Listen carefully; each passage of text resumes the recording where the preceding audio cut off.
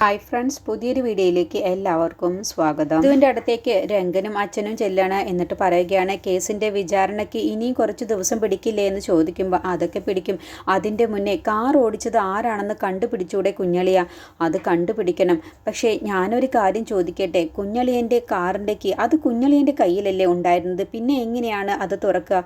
അപ്പോൾ അച്ഛൻ പറയണ അത് ശരിയാണല്ലോ, പിന്നെ എങ്ങനെ തുറക്കാനാണ്? അപ്പോൾ രംഗം പറയണ അല്ല, കള്ളത്താക്കോലിട്ട് തുറന്നതായിരിക്കും. അപ്പോൾ സിദ്ധു പറയണേ, ഇല്ല, കള്ളത്താക്കോലിട്ട് എന്തായാലും തുറക്കാൻ കഴിയില്ല. ഒന്നല്ലെങ്കിൽ കാറിന്റെ ഒറിജിനൽ കീ അല്ലെങ്കിൽ ഡ്യൂപ്ലിക്കേറ്റ് കീ ഇതിലേതെങ്കിലും ഒന്ന് ഉപയോഗിച്ചായിരിക്കും കാറ് ഓടിച്ചിട്ടുണ്ടാവുക. അപ്പോൾ രംഗം പറയണ അല്ല, ഒറിജിനൽ കീ ഇന്നലെ കയ്യിലല്ലേ ഉണ്ടായിരുന്നത്, അപ്പോൾ ഡ്യൂപ്ലിക്കേറ്റ് കീ എവിടെയാണെന്ന് ചോദിക്കുമ്പോൾ സിദ്ധു പറയണേ, ഡ്യൂപ്ലിക്കേറ്റ് കീ ഞാൻ ഇവിടെയാണ് വെച്ചിട്ടുണ്ടായിരുന്നത്. രംഗം പറയണ അങ്ങനെയാണെങ്കിൽ പിന്നെ അങ്ങനെ സാധ്യതയില്ല, കീ ഇവിടെ ഉണ്ട് എന്നല്ലേ പറഞ്ഞത്. ഓ സിദ്ധു പറയണ അത് ഉറപ്പിക്കാൻ കഴിയില്ല, ആദ്യം കീ ഇവിടെ ഉണ്ടോ എന്ന് നോക്കണം, എങ്കിലാണ് അത് പറയാൻ കഴിയൂ. അല്ല, ഇവിടെ നിന്നും ഇപ്പൊ ആരാണ് കാറിന്റെ കീ എടുത്തോണ്ട് പോവാന്? ഓ സിദ്ധു പറയണേ, പ്രേമേച്ചിയെ ഒരു ദിവസം ഒന്നും പറയാതെ പ്രേമേച്ചിയെ കാണാതായിട്ടുണ്ടെങ്കിൽ അതുപോലെ കാറിന്റെ കീയും എടുക്കാനാണോ അവർക്ക് വല്ല പണിയുമുള്ളത്? പ്രേമേച്ചിയെ കാണാതായവർ തന്നെ കാറിന്റെ കീയും എടുത്തിട്ടുണ്ടോ എന്നുള്ളത് നമുക്കറിയില്ലല്ലോ. ആദ്യം ഞാൻ കാറിന്റെ കീ ഇവിടെ ഉണ്ടോ എന്ന് നോക്കട്ടെ എന്ന് പറഞ്ഞുകൊണ്ട് സിദ്ധു അവിടെയൊക്കെ തിരയുകയാണ് കേട്ടോ. പക്ഷേ സിദ്ധുവിന് എവിടെയാണ് വെച്ചത് എന്ന് ഓർമ്മ കിട്ടുന്നില്ല. അങ്ങനെ അവിടെയൊക്കെ തിരഞ്ഞു നോക്കുന്ന സമയത്ത് കാറിൻ്റെ കീ കാണുന്നില്ല. അത് കണ്ടുകൊണ്ടാണ് ചന്ദ്ര വരുന്നത്. അപ്പോൾ ചന്ദ്ര പെട്ടെന്നങ്ങ് പതറുകയാണ്. ഇവനിപ്പോൾ ഈ തിരയുന്നത് കാറിൻ്റെ കീ ആണല്ലോ, ഇവൻ എന്തോ സംശയം വന്നിട്ടുണ്ടല്ലോ എന്നുള്ള ഭാവത്തിലിട്ടോ. എന്നിട്ട് ഇത് സിദ്ധു തിരയുന്നത്, അതെന്തിനാ നീ അറിയുന്നത്? അല്ല, ഞാൻ ചോദിച്ചെന്നേ ഉള്ളൂ, എൻ്റെ കീ എവിടെ? ഏത് കീ? എൻ്റെ കാറിൻ്റെ ഡ്യൂപ്ലിക്കേറ്റ് കീ എവിടെയെന്നാ ചോദിച്ചത്. സത്യം പറ, നീ എൻ്റെ കാറിൻ്റെ ഡ്യൂപ്ലിക്കേറ്റ് കീ ആർക്കാണ് കൊടുത്തത്? എന്താ സിദ്ധുവേട്ടൻ ഈ പറയുന്നത്? സിദ്ധുവേട്ടൻ എന്താ ഭ്രാന്ത് പിടിച്ചോ? എനിക്കെന്തിനാ സിദ്ധുവേട്ടൻ്റെ കാറിൻ്റെ കീ? എന്നെ കൊടുക്കാൻ, മറ്റല്ലാതെ എന്തിനാണ്? ഇതിനേക്കാളും നല്ല വഴി നിന്റെ മുന്നിൽ ഇനി വേറെ ഇല്ലല്ലോ. നിന്റെ കൂട്ടുകാരൊക്കെ പറഞ്ഞ അത്രയ്ക്ക് തരം താഴ്ന്നവരാണല്ലോ, അതുകൊണ്ടാണ് ചോദിച്ചത്. മര്യാദക്ക് സത്യം പറഞ്ഞോ, എൻ്റെ കാറിൻ്റെ കീ എവിടെ? അതെന്താ സിദ്ധുവേട്ടൻ എന്നോട് ചോദിക്കുന്നത്? എനിക്കറിയില്ല, എൻ്റെ ഫ്രണ്ട്സുകളൊക്കെ അങ്ങനെയുള്ളവരാണെങ്കിലും എനിക്കെന്തിനാ സിദ്ധുവേട്ടൻ്റെ കാറിൻ്റെ കീ? ഞാൻ അതൊന്നും കണ്ടിട്ടില്ല. എങ്കിൽ ഞാനിത് പോലീസിലൊരു പരാതി കൊടുക്കാൻ പോവുകയാണ്. എൻ്റെ ഡ്യൂപ്ലിക്കേറ്റ് കീ കാണാനില്ല എന്ന് പറഞ്ഞ് പോലീസ് വന്ന് അന്വേഷിച്ചാലേ സത്യാവസ്ഥ അറിയാലോ. കേട്ടപ്പോൾ ചന്ദ്ര അങ്ങ് പേടിക്കുകയാണ് കേട്ടോ. എൻ്റെ പൊന്ന് സിദ്ധുവേട്ടാ, കീ അവിടെ വെച്ചിട്ടുണ്ടെങ്കിൽ അത് അവിടെ തന്നെ ഉണ്ടാവും, അത് നല്ലതുപോലെ ഒന്ന് നോക്കിയാൽ പോരെ, എങ്കിൽ നീ തന്നെ എടുത്തതാ.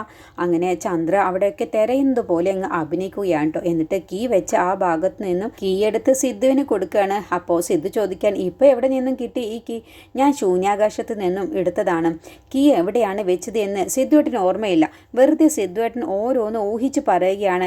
സിദ്ധുവേട്ടൻ ചിന്തിക്കുന്നതെല്ലാം വിഡ്ഢിത്തരമാണെന്നുള്ളത് ഇപ്പൊ മനസ്സിലായില്ലേ? എൻ്റെ ഭാഗ്യത്തിനാണ് ഈ കീ ഇവിടെ നിന്നും കിട്ടിയത്, അല്ലായിരുന്നെങ്കിൽ എന്നെ ഇപ്പോൾ സിദ്ധുവേട്ടൻ കൊന്നേനെ. പിന്നെ എൻ്റെ ഫ്രണ്ട്സുകൾ അത് കൊള്ളരുതാത്തവർ തന്നെയാണ്, പക്ഷേ സിദ്ധുവേട്ടന് ഒരിക്കലും ഞാൻ കൊടുക്കാൻ വേണ്ടി ശ്രമിക്കില്ല. അതാദ്യം സിദ്ധുവേട്ടൻ മനസ്സിലാക്കുക. സിദ്ധുവേട്ടനാണ് എന്നെ ചതിക്കാനൊക്കെ നോക്കുന്നത്. ഞാൻ അതിന് നിന്നെ എന്തു ചെയ്തു എന്നാ പറയുന്നത്? എന്നെ ഡിവോഴ്സ് ചെയ്യുന്നതിൻ്റെ മുന്നേ തന്നെ ആ ദേവികയുമായിട്ട് ബന്ധം സ്ഥാപിച്ചില്ലേ? എന്നിട്ടിപ്പോൾ ഡിവോഴ്സ് വാങ്ങിയത് എങ്ങനെയാണ് സിദ്ധുവേട്ടൻ? എൻ്റെ കൂട്ടുകാരൻ മാർക്ക് തട്ടിപ്പിൽ കേസ് അകത്തായതുകൊണ്ട് മാത്രമല്ലേ ഡിവോഴ്സ് പേപ്പറിൽ എനിക്ക് ഒപ്പിടേണ്ടി വന്നത്? അതും സിദ്ധുവേട്ടൻ പറഞ്ഞിട്ടോഴെങ്കിലും സിദ്ധുവേട്ടൻ എന്നെ ഒന്നും മനസ്സിലാക്കും. അപ്പോൾ സിദ്ധുവിനൊരു കുറ്റബോധം തോന്നാണ്. എന്നിട്ട് സോറി പറയുമ്പോൾ, എനിക്കിപ്പോൾ എന്നോട് പറയാനുള്ളതൊക്കെ പറഞ്ഞിട്ട് സോറി പറഞ്ഞിട്ട് ഒരു കാര്യമില്ല, ഈ സോറി എനിക്ക് ആവശ്യമില്ല എന്ന് പറഞ്ഞ് ചന്ദ്ര പോവാണ് കേട്ടോ. അപ്പോൾ ചന്ദ്ര പറഞ്ഞതിലും കാര്യമുണ്ടോ? ഞാൻ അവളെ വെറുതെ സംശയിച്ചു എന്നുള്ള ഭാവത്തിലാണ് കേട്ടോ സിദ്ധു നോക്കുന്നത്. അങ്ങനെ സിദ്ധു രംഗൻ്റെ അടുത്തേക്കും അച്ഛൻ്റെ അടുത്തേക്കും ചെല്ലുന്നിട്ട് ഈ കീ കാണിച്ചു കൊടുക്കുകയാണ്. അപ്പോൾ ചന്ദ്ര ജയിച്ച മട്ടിൽ നിൽക്കുകയാണ് കേട്ടോ. ഒരു സംശയവും വന്നില്ല, ഞാൻ കീ എടുത്ത് കൊണ്ടുപോയതൊന്നും ഞാൻ പറഞ്ഞതൊക്കെ സിദ്ധു വിശ്വസിച്ചിട്ടുണ്ട് എന്നുള്ള ഭാവത്തിൽ സന്തോഷത്തോടു കൂടിയാണ് ചന്ദ്ര നിൽക്കുന്നത്. പിന്നീട് ഒരു ക്യാനിൽ പെട്രോൾ നിറച്ചുകൊണ്ട് ശരത്ത് മനോഹരൻ്റെ വീട്ടിലേക്ക് വരികയാണ്. എന്നിട്ട് എല്ലാവരും ഉറങ്ങിക്കിടക്കുന്ന സമയത്ത് കാറ് കത്തിക്കാം എന്നുള്ള ഉദ്ദേശത്തിലാണ് കേട്ടോ പെട്രോളുമായിട്ട് വരുന്നത്. അങ്ങനെ ഗേറ്റ് തുറന്ന് ശരത്ത് അകത്ത് കയറിയതോടുകൂടി പെട്ടെന്ന് തന്നെ പ്രിയ ഉണരുകയാണ്. പ്രിയയിലുള്ള ആത്മാവ് ഉണരുകയാണ് കേട്ടോ. നിത്യയുടെ ആത്മാവ് ഉണരുകയാണ്. എന്നിട്ട് അവൻ്റെ ഉദ്ദേശം എന്താണെന്നുള്ളത് ആത്മാവിന് മനസ്സിലാവുകയാണ് കേട്ടോ. എന്നിട്ട് ശരത്ത് പതിയെ ഒച്ചയുണ്ടാക്കാതെ കാറിൻ്റെ അടുത്തേക്ക് നടന്നു ചെല്ലുകയാണ്. അങ്ങനെ ആ ക്യാൻ എടുത്ത് തുറക്കുകയാണ് കേട്ടോ. എന്നിട്ട് പെട്രോൾ കാറിലേക്ക് ഒഴിക്കാൻ വേണ്ടി നോക്കുമ്പോഴത്തേക്കും പെട്ടെന്ന് ശരത്തേട്ട എന്ന് പറഞ്ഞ് നിത്യയുടെ സൗണ്ടിൽ വിളിക്കുന്നത് കേൾക്കുകയാണ്. അപ്പോൾ പെട്ടെന്ന് ശരത്ത് അങ്ങ് ഞെട്ടിപ്പോവാണ്. എന്നിട്ട് അവിടെയൊക്കെ നോക്കുകയാണ് കേട്ടോ. അപ്പോൾ ആരെയും കാണുന്നില്ല. അപ്പോൾ വീണ്ടും ശരത്ത് പെട്രോൾ ഒഴിച്ച് കത്തിക്കാനുള്ള ഒരുക്കങ്ങൾ നടത്തുമ്പോൾ വീണ്ടും ശരത്തേട്ട എന്ന് പറഞ്ഞ് വിളിച്ചതോടുകൂടി പെട്ടെന്ന് ശരത്ത് അങ്ങ് പേടിച്ചു പോകട്ടോ. അങ്ങനെ കാറിൻ്റെ അവിടേക്ക് നോക്കുന്ന സമയത്ത് കാർ അങ്ങ് ഓൺ ആവുകയാണ്. എന്നിട്ട് കാറിനകത്ത് നിന്നും ലൈറ്റ് വരികയാണ് കേട്ടോ. അതോടുകൂടി ശരത്ത് പേടിച്ചു പോവുകയാണ്. അങ്ങനെ പേടിച്ച് ശരത്തേട്ട എന്ന് പറഞ്ഞുള്ള ആ വിളിയും നിത്യയുടെ ആത്മാവിൻ്റെ രൂപവും കണ്ടതോടുകൂടി ശരത്ത് പെട്ടെന്ന് അങ്ങ് ഓടിപ്പോവുകയാണ്. അപ്പോൾ കയ്യിലുള്ള പെട്രോളിൻ്റെ ക്യാൻ അവിടെ താഴെ വീഴുകയാണ് കേട്ടോ. എന്നിട്ട് ജീവൻ കിട്ടിയത് തന്നെ ഭാഗ്യം എന്നുള്ള മട്ടിലാണ് ശരത്ത് ഓടിപ്പോകുന്ന സ്ഥലത്ത് പുല്ലുപോലും മുളക്കില്ല, അത്രയ്ക്ക് പേടിയോടുകൂടിയാണ് ശരത്ത് സ്പീഡിൽ ഓടിപ്പോകുന്നത്. അങ്ങനെ ഗേറ്റ് തുറന്ന് ശരത്ത് ഓടിപ്പോകുന്ന ആ ഒരു ഭാഗം ദേവിക കാണുകയാണ് കേട്ടോ. അപ്പോൾ പെട്ടെന്ന് ദേവിക ആരാണ് ആ ഓടിപ്പോകുന്നത് എന്നുള്ള ഭാവത്തിലാണ് കേട്ടോ നോക്കി നിൽക്കുന്നത്. അപ്പോൾ ശരത്താണെന്നുള്ളത് ദേവികയ്ക്ക് മനസ്സിലാകുന്നതുമില്ല. അപ്പോൾ ആരായിരിക്കും ഈ ഡോറ് തുറന്നത് എന്നൊക്കെ ദേവിക ഇങ്ങനെ നോക്കി നിൽക്കുമ്പോഴാണ് പെട്ടെന്ന് പ്രിയ വരുന്നത്. അപ്പോൾ എവിടേക്കാണ് നീ ആരോടും പറയാതെ പോയതെന്ന് അത് പിന്നെ ചേച്ചി ഞാനൊരു സൗണ്ട് കേട്ടു, ആരോ വന്നതുപോലെ തോന്നി, അതുകൊണ്ടാണ് ഞാൻ ഡോറ് തുറന്നത്. അപ്പോൾ ദേവിക അങ്ങ് ദേഷ്യപ്പെടാൻ, നിന്നോട് ഞാൻ പറഞ്ഞിട്ടുള്ളതല്ലേ നീ ഇങ്ങനെ തനിച്ച് പുറത്തിറങ്ങരുത് എന്ന്, പ്രത്യേകിച്ച് ശരത്തുള്ളതാണ്, നിനക്കറിയാവുന്നതല്ലേ അവൻ എന്ത് ചെയ്യാനും മടിയില്ലാത്തവനാണ്, കൊല്ലാൻ പോലും മടിയില്ലാത്തവനാണ്. ഞാൻ ഇതുപോലെ നിത്യയോടും ഒരുപാട് തവണ പറഞ്ഞതാണ്, പക്ഷെ നിത്യമോൾ അതൊന്നും അനുസരിച്ചില്ല, അതുകൊണ്ടാണ് അവൾക്ക് ഈ ഒരു അവസ്ഥ വന്നത്. പക്ഷെ നീയെങ്കിലും ഇനി ശ്രദ്ധിക്കണം, നീ ഇനി ആരോടും പറയാതെ ഒറ്റയ്ക്ക് ഇങ്ങനെ പുറത്തിറങ്ങരുത്, പ്രത്യേകിച്ച് ശരത്ത് വന്ന് ഡോറിൽ മുട്ടിയാൽ തന്നെ നീ തുറക്കരുത്. നിനക്ക് ശരത്തിനെ കുറിച്ച് അറിയാഞ്ഞിട്ടാണ്, നിനക്ക് എന്തെങ്കിലും സംഭവിച്ചാൽ നിന്റെ വീട്ടുകാരോട് സമാധാനം പറയേണ്ടത് ഞാനാണ്, നീ ഇവിടുത്തെ ആരുമല്ല, നീ ഇവിടെ താമസിക്കുന്നത് കൊണ്ട് നിനക്ക് ഒരു ബുദ്ധിമുട്ടും വരാതിരിക്കാനാണ് ഞാൻ ഇങ്ങനെയൊക്കെ പറയുന്നത്, നീ ഇനി മുതൽ ഞാൻ പറയുന്നത് അനുസരിക്കണം. അപ്പോൾ പെട്ടെന്ന് പ്രിയ പറയുകയാണ്, അയ്യോ ചേച്ചി ഞാൻ അതിന് മനഃപൂർവ്വം എണീറ്റ് പോയതല്ല, എന്നെക്കൊണ്ട് ആരും അങ്ങനെ ചെയ്യിപ്പിച്ചതുപോലെയാണ് എനിക്ക് തോന്നുന്നത്, ഞാൻ അങ്ങനെ എണീക്കാമെന്നൊന്നും എന്ന് കരുതിയതല്ല, പക്ഷേ എന്നെക്കൊണ്ട് ആരോ എണീറ്റ് കതക് തുറക്കുന്നതൊക്കെ ചെയ്യിപ്പിച്ചതാണ്, പിന്നെ ആരോ വന്നതായിട്ട് എനിക്ക് തോന്നി. അപ്പോൾ ദേവിക പറയണ അതൊക്കെ ശരി തന്നെയാണ്, എന്നാലും ഞാൻ ഇനി പറയുന്നത് നീ അനുസരിക്കണം. ഇല്ല ചേച്ചി ഞാൻ ഇനി എവിടേക്കും പോവില്ല, ചേച്ചിയോട് പറയാതെ പുറത്തിറങ്ങില്ല, ചേച്ചിയോട് പറയാതെ ഞാൻ ഇനി ഡോറ് തുറക്കുകയുമില്ല, നീ പോയി ഉറങ്ങാൻ നോക്ക് എന്ന് പറയട്ടോ. അങ്ങനെ പ്രിയ പെട്ടെന്ന് തിരിയുകയാണ്. എന്നിട്ട് പറയണ, അല്ല ചേച്ചി എന്തായിരിക്കും ശരത്തിൻ്റെ അവസാനം? ആ ഒരു ചോദ്യം കേട്ടതോടുകൂടി പെട്ടെന്ന് ദേവിക അങ്ങ് ഞെട്ടിപ്പോവാട്ടോ.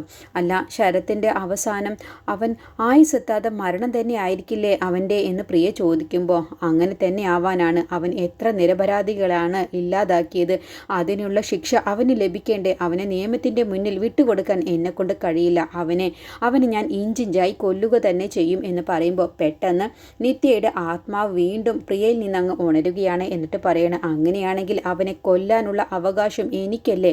അതോടുകൂടി ദേവിക അങ്ങ് പെട്ടെന്ന് ഞെട്ടിപ്പോട്ടെ, എന്താ പ്രിയ ഇങ്ങനെ സംസാരിക്കുന്നത് എന്നുള്ള ഭാവത്തിൽ, എന്താ പ്രിയ നീ പറഞ്ഞത്? അത് പിന്നെ ചേച്ചി നീ എന്താ പറഞ്ഞത്? നീ ആരെ കൊല്ലുമെന്നാണ് പറഞ്ഞത്? നിന്നോട് ഞാൻ പറഞ്ഞതല്ലേ? ഞാനൊന്നും പറഞ്ഞില്ലല്ലോ ചേച്ചി, ഞാനൊന്നും ചേച്ചിയോട് പറഞ്ഞില്ലല്ലോ, ഞാൻ ആരെയും കൊല്ലുമെന്നും പറഞ്ഞിട്ടില്ല, പിന്നെ നീ ഇപ്പോൾ എന്നോട് സംസാരിച്ചത് എന്താണ്? അത് കേട്ടും കൊണ്ടാണ് മുത്തശ്ശി വരുന്നത്. അപ്പോൾ മുത്തശ്ശി ചോദിക്കുകയാണ്, ആരെ കൊല്ലുന്ന കാര്യമാണ് നിങ്ങൾ ഈ പറയുന്നത്? എന്താടി നിങ്ങൾക്ക് രണ്ടുപേർക്കും പാതിരാത്രി ആയിട്ടും ഉറക്കമൊന്നുമില്ലേ? അത് പിന്നെ മുത്തശ്ശി ആരോ ഇവിടെ വന്നു എന്ന് പ്രിയയ്ക്ക് തോന്നി, അപ്പോൾ ആരാണെന്നുള്ളത് നോക്കാനാണ് ഞങ്ങൾ ഇവിടേക്ക് വന്നത്. പാതിരാത്രി ആയാലും ഉറങ്ങാതെ നടക്കുന്നവരൊക്കെ ഉണ്ടല്ലോ ഇവിടെ, നീ ഉദ്ദേശിച്ചത് ആരെയാണെന്നുള്ളതൊക്കെ എനിക്ക് മനസ്സിലായി, നിനക്ക് എപ്പോഴും ശരത്ത് മോനെ കരിവാരി തീർക്കുന്നതാണല്ലോ നിന്റെ ഉദ്ദേശം. നീ എന്നിട്ട് അവനെ കണ്ടോ? എന്നിട്ട് അവനെ കുറ്റം പറയുന്നു, ആ പാവം അവൻ്റെ അമ്മയ്ക്ക് കാവലിരിക്കാൻ വേണ്ടി ആശുപത്രിയിലാണ്. അത് കേട്ടപ്പോൾ ദേവിക അങ്ങ് ഞെട്ടിപ്പോട്ടെ, എന്ത് ആശുപത്രിയിലോ? അങ്ങനെ അവൻ്റെ അമ്മയ്ക്ക് കാവലിരിക്കാൻ ആശുപത്രിയിൽ ഇരുന്നിട്ടുണ്ട്, നാളെ സൂര്യൻ പടിഞ്ഞാറായിരിക്കും ഉദിക്കുക.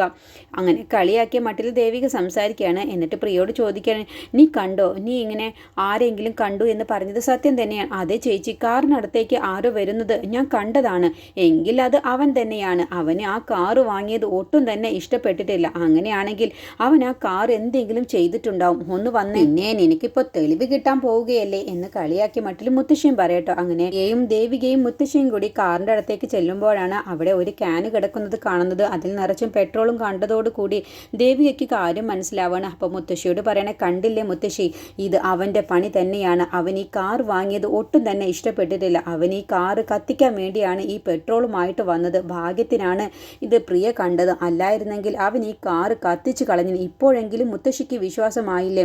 ഇതുപോലെ അവൻ എന്നോട് ഒരു തവണ ചെയ്തതാണ്. ഞാൻ അന്ന് ഗാർമെൻറ്റ്സ് യൂണിറ്റ് തുടങ്ങാൻ നോക്കുന്ന സമയത്ത് അവൻ ഇതുപോലെ എൻ്റെ തുണികളെല്ലാം മുറ്റത്തേക്ക് വലിച്ചു വാരിയിട്ട് അവൻ പെട്രോൾ ഒഴിച്ച് കത്തിച്ചതാണ്. ഇതിപ്പോൾ കണ്ടില്ലേ? ഇപ്പോൾ മുത്തശ്ശിക്ക് എന്താണ് പറയാനുള്ളത്?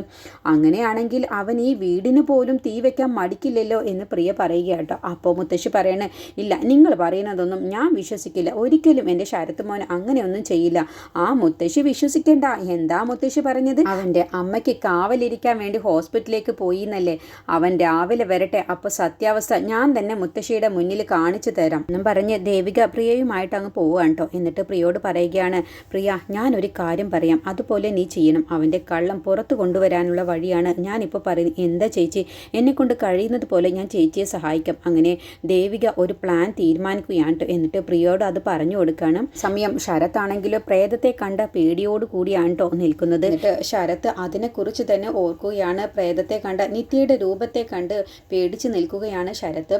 പിറ്റേ ദിവസം രാവിലെ പൊന്നുമണിയെ കാണാനില്ല എന്ന് പറഞ്ഞുകൊണ്ട് അവിടെ നിരഞ്ജൻ്റെ അമ്മ മൊത്തത്തിൽ തിരയുകയാണ്. അപ്പോൾ അവിടെയുള്ള ഫർണിച്ചറും പാത്രങ്ങളും എല്ലാം തന്നെ കാണാതായത് മനസ്സിലാവുകയാണ്. അങ്ങനെ നിരഞ്ജന് ഫോൺ വിളിച്ച് കാര്യം പറയുകയാണ്. പൊന്നുമണിയും കാണാനില്ല, ഇവിടുത്തെ ഫർണിച്ചറും കാണാനില്ല, പാത്രങ്ങളും കാണാനില്ല. ഇതെന്താ പറ്റിയത് എന്ന് ചോദിക്കുമ്പോൾ അവളത് കട്ടുകൊണ്ട് പോയിട്ടുണ്ടാവും. അവൾക്ക് അത്ര കാശിന് ആവശ്യമുണ്ടെങ്കിൽ നമ്മളോട് പറഞ്ഞാൽ മതിയായിരുന്നില്ലേ? നമ്മൾ കൊടുക്കുമായിരുന്നല്ലോ. അവിടെ വാങ്ങിച്ചു വെച്ചിരിക്കുന്ന പല ഫർണിച്ചറുകളും അച്ഛൻ വാങ്ങിയതാണ്. അതാണിപ്പോൾ ഒരു സങ്കടമുള്ളത്. എന്തായാലും ഞാനൊന്ന് അന്വേഷിക്കട്ടെ അമ്മേ എന്ന് പറഞ്ഞ് ഫോൺ വെക്കാം കേട്ടോ. ഇനി അത് ജയശങ്കർ അറിയുകയാണ്. അപ്പോൾ ജയശങ്കറിന് അത് ഒട്ടും തന്നെ ഇഷ്ടപ്പെടുന്നില്ല. ഇതിനെക്കുറിച്ചുള്ള ബാക്കി റിവ്യൂ അടുത്ത വീഡിയോയിൽ പറയാം.